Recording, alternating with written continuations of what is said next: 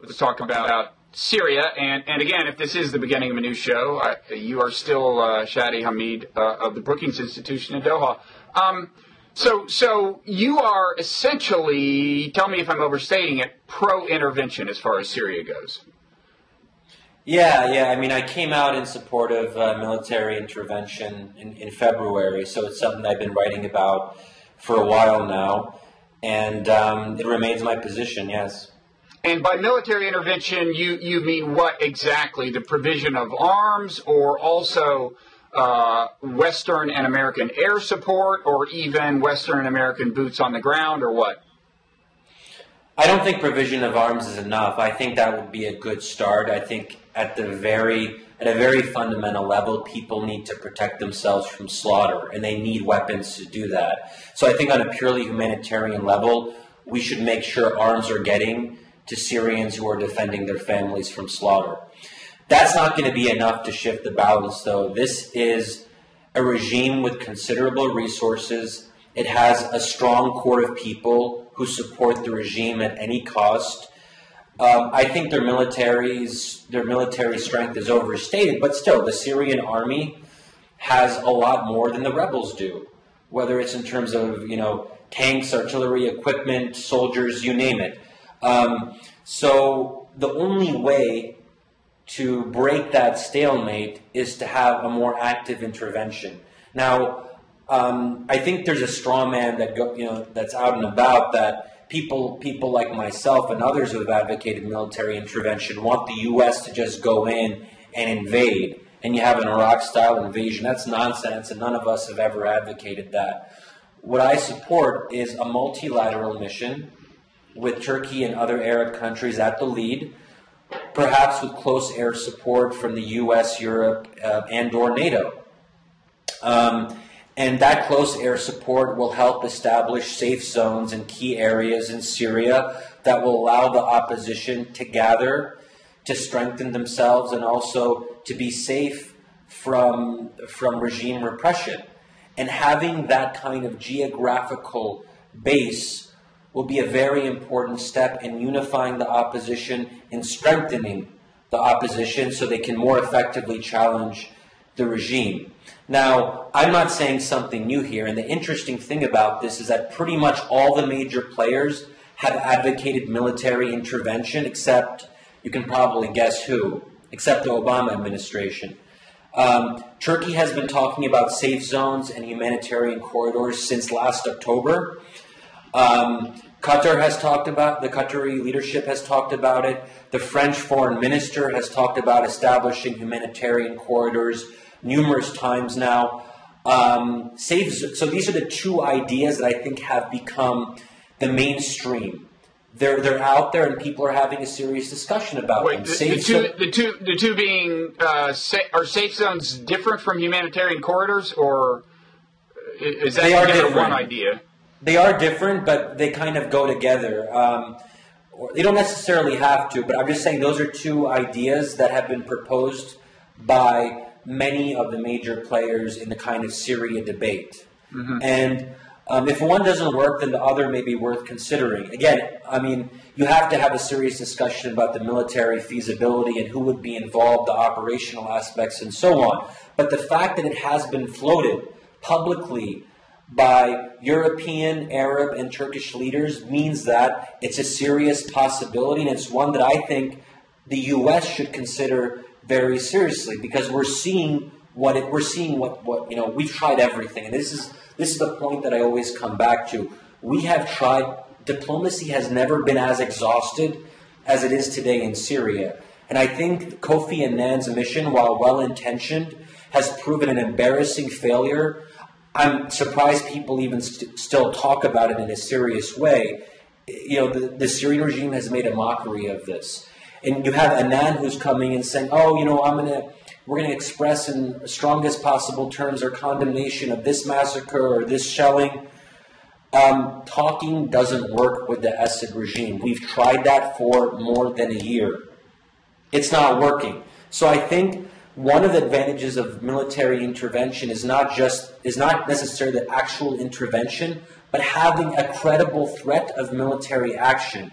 And at least having that on the table might help spur diplomacy, or at least convince people in the Assad regime, or perhaps those allied with the Assad regime, that they have to reconsider their allegiances, because the international community is going to act decisively. My fear now is they're not taking Kofi Annan seriously. They're not taking anyone seriously because they don't think that the military option is on the table. And you know what? They're right.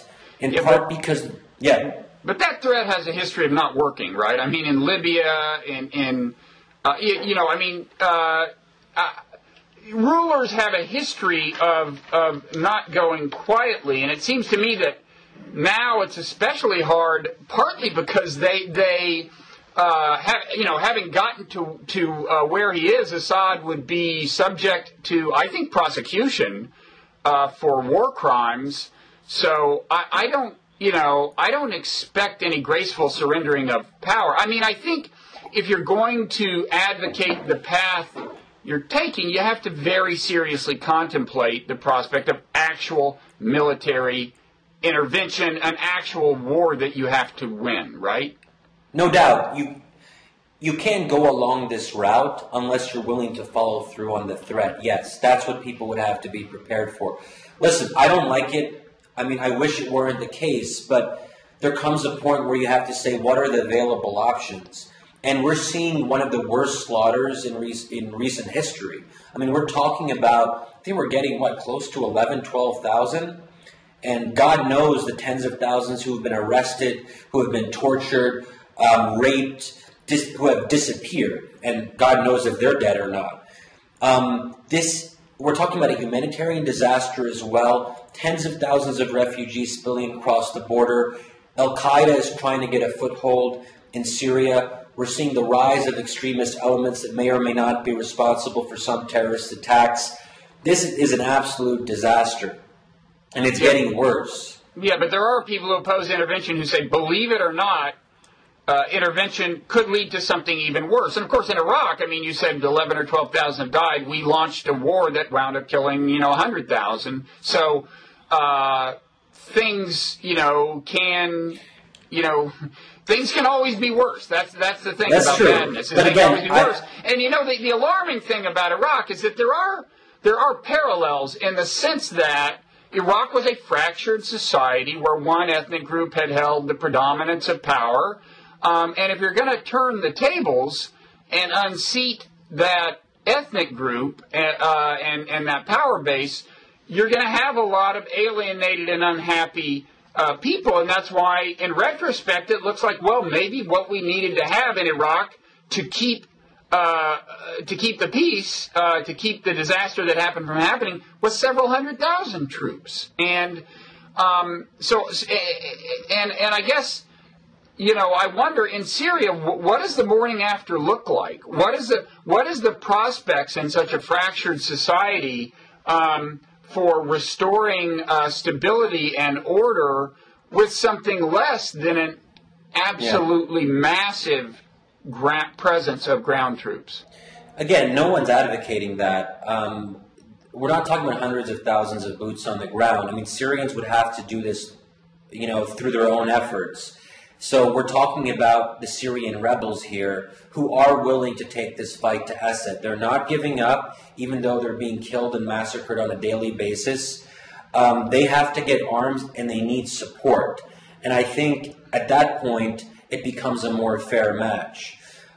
Sure, but I'm talking about after they win.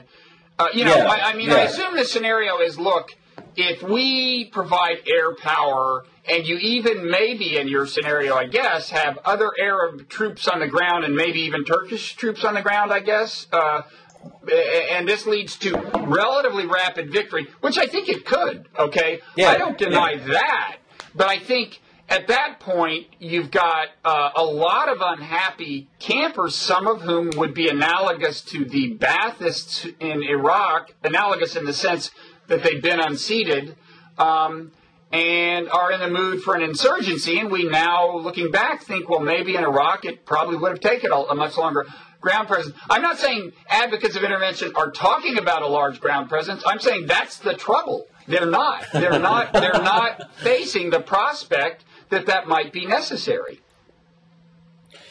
I mean, there's no guarantees the morning after. I mean, no one should pretend that it would be a cakewalk or whatever else you want to call it afterwards. It would be difficult. It would probably be bloody in certain areas of the country. And we've seen that in Libya, things have been very challenging afterwards. Syria is going to be even more complicated than Libya is. I mean, I don't know. There's no such thing as a perfect intervention and a perfect outcome.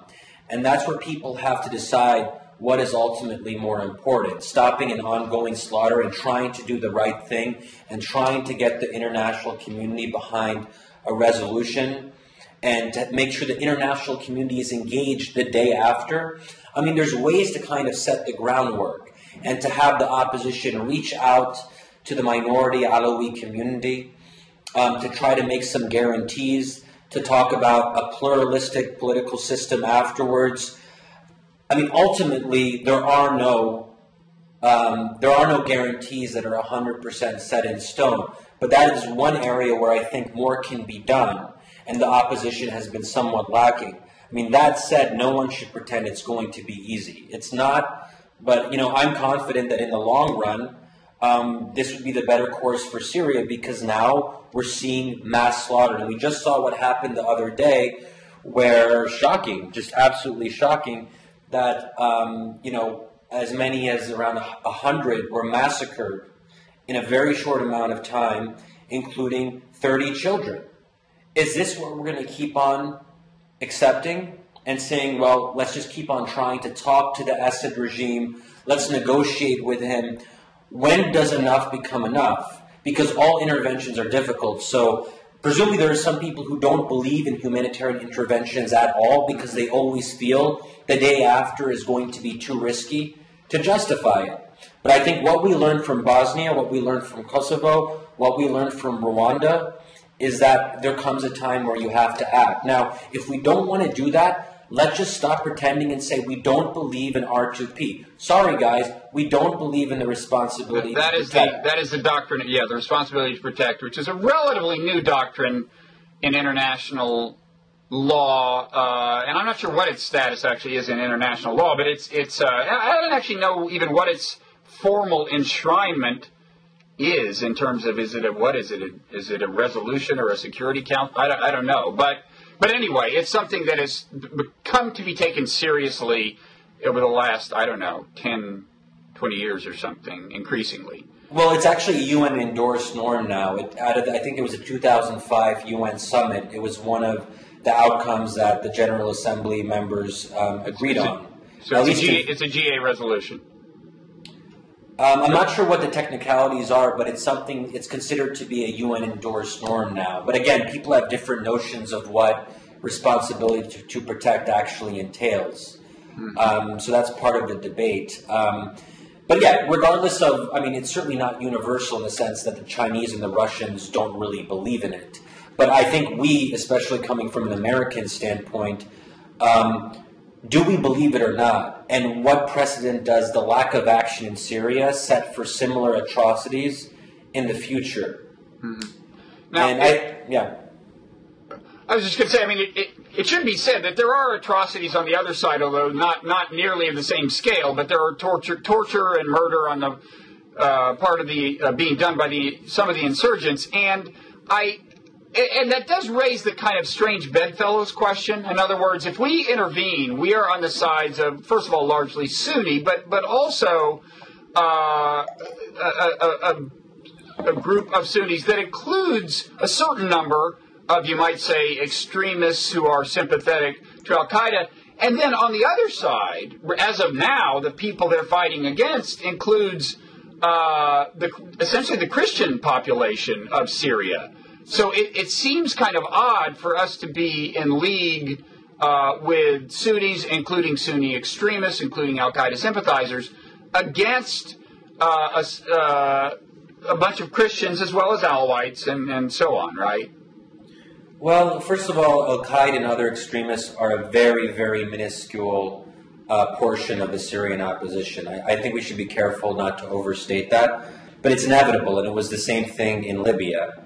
I mean, you're not going to have a perfect opposition, you know? I mean, secondly, on the issue of Christians, I don't think it's fair to put all Christians in the Alawite camp. In fact, one of the people who's been considered to be the head of the Syrian National Council, the most prominent opposition grouping, is George Sabra, who is a Christian. So, you know, I don't think that's really part of it. And I think, you know, even Alawites, they're not 100% united for Assad. Some of it is about fear. Some of it's about fear of reprisal, that if they defect from their sect and have a different position than their families and their fathers, brothers, that there is going to be real consequence. So some of this is unity based on fear. Mm-hmm. But in any case, we had some of these same debates when we were considering intervention in Libya. And I think the Libya intervention has proven to be, in retrospect, the right thing. And if we hadn't done that, Libyans would not be having the chance now to vote in the first free elections in their country's history. I mean, as difficult as their transition has been, and it has been. Mm-hmm. And there are some people who would say the jury is quite out. So far from it, so far is it from clearly peaceful, unified governance at this point. But, okay, I don't want to. Let me see how I should put this. Well, I think that's nonsense. I don't think the jury's out. I mean, I don't see how people can make that argument. There was a massacre that was about to happen in Benghazi. Mm-hmm. Gaddafi's forces were marching onto the city, saying that they were going to crush people like cockroaches or rats or whatever it was. We prevented a massacre. Libyans now have the chance to create their own future, their own institutions. They're making their own country now, and how can someone not think that was worth it? I just have trouble with that. I think the argument they make is that we don't yet know that Libya won't slide into a kind of a chaos that actually is horrific. It's the momentum isn't clearly enough on the side of the good yet. I think that's the argument. But if that happened, that doesn't make the decision to intervene any less right. I mean, well, there you get into differences of worldview. I mean, in other words, you're not a consequentialist. No, I guess I'm not. Okay, some people are. Okay, some people think you want, on balance, the least bad in terms of human suffering, and that's the way they, you know. So that's what I mean. It's a difference of worldview. I mean, you're. Well, we don't need to get into deep questions of moral philosophy, but it's a difference of worldview. Right. Well, I will say this on Libya, though. I mean, if you don't believe we should have gone into Libya, then you don't believe we should go into anywhere, because Libya was quite possibly the easiest military intervention you're going to have for the foreseeable future. Usually, it's more complicated. As it is in Syria, which is that's why people say Syria is not like Libya. So if you don't think we should have done it in Libya, we're probably not going to do it anywhere else in the future, and we can kiss R2P goodbye. And I think that would be a very dangerous direction for the international community to go in. That's essentially saying where massacres happen, where governments kill their own people, we have to stand back. Yeah. Can't we aspire to something more? I mean, is that really what we're going to settle for?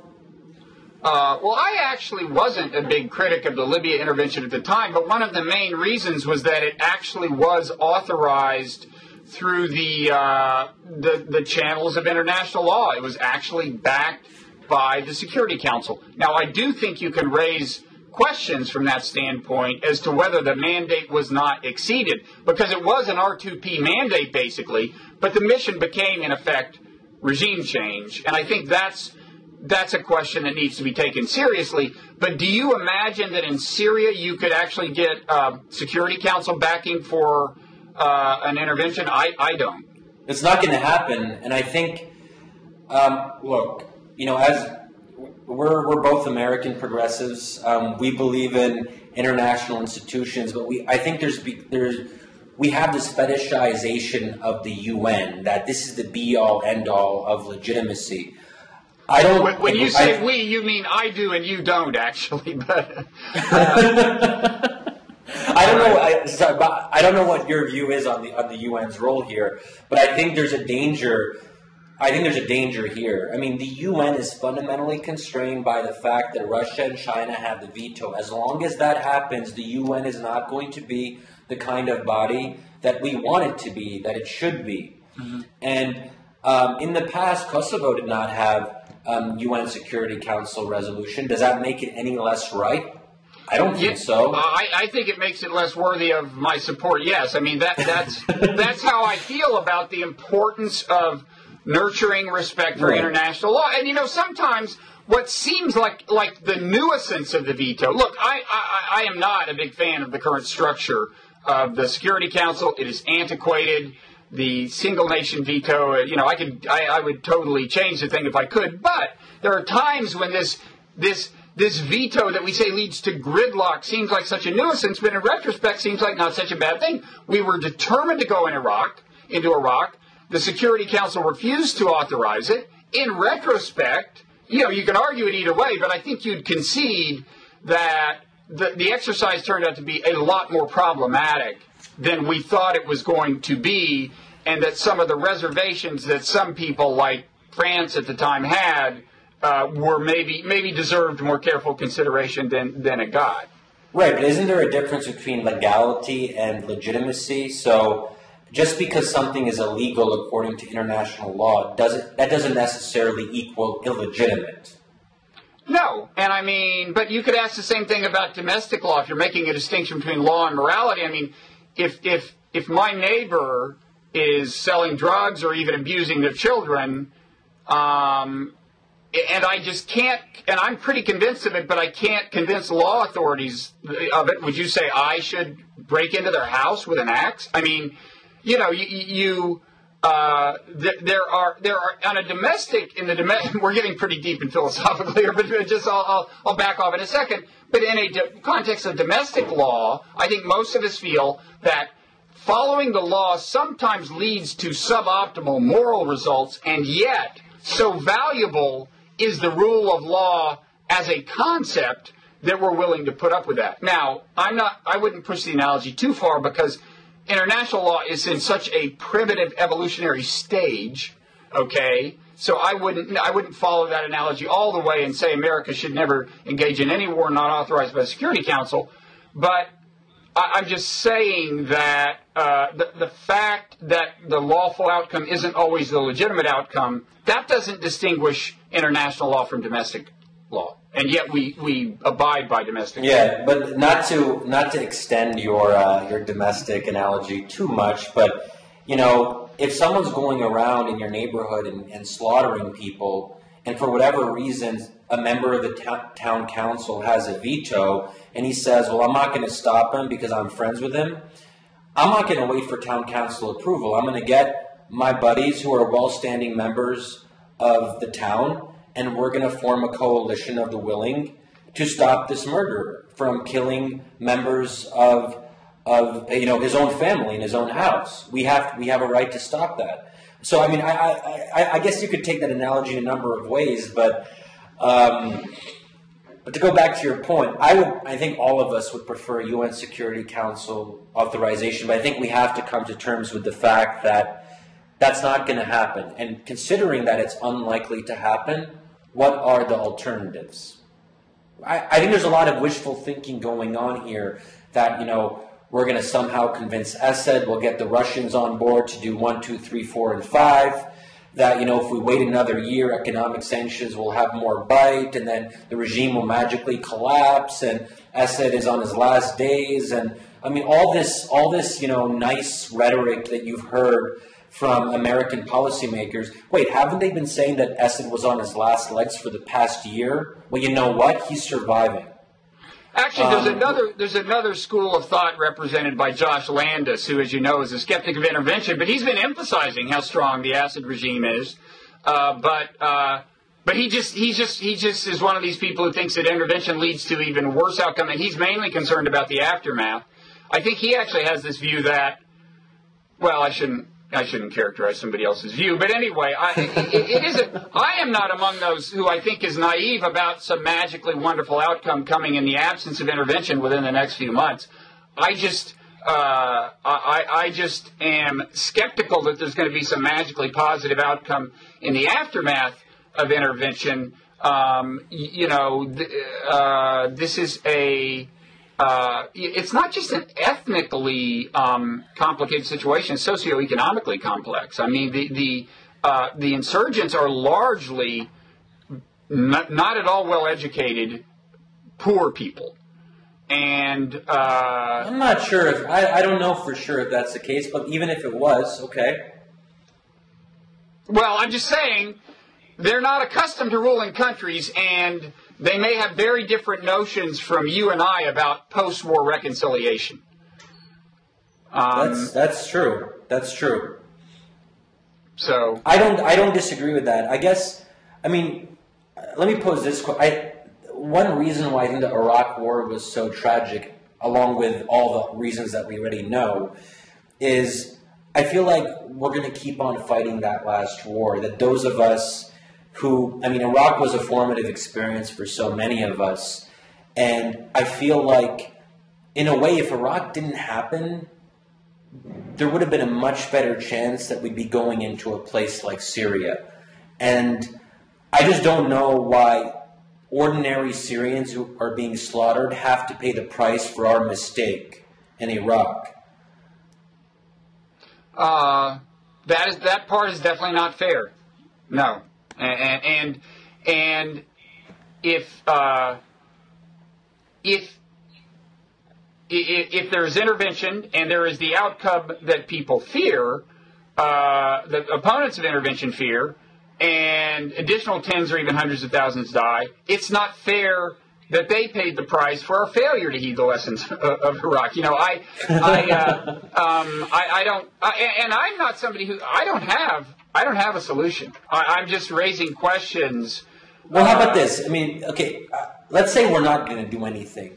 One thing that bothers me about the past few months, maybe even the past year, is the U.S. keeps on making, and I think your Atlantic colleague, Jeffrey Goldberg, had an excellent piece about this in Bloomberg, where it was kind of like a sarcastic, semi-amusing but depressing piece where he kind of laid out how the Obama administration escalates its rhetoric each time Assad does something wrong.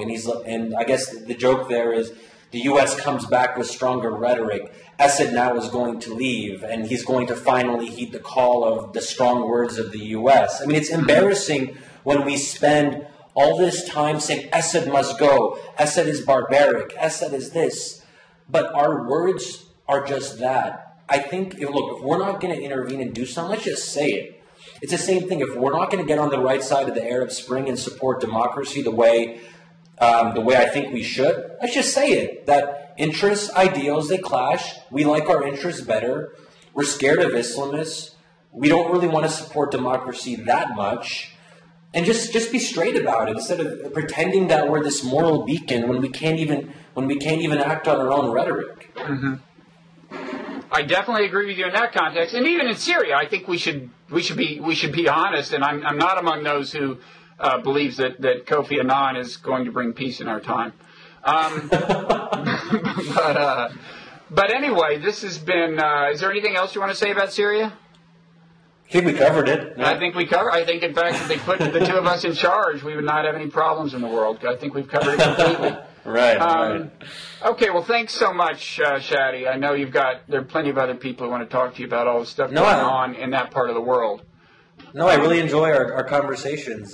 Thanks for having me. Okay, we'll see you around. Okay, bye-bye.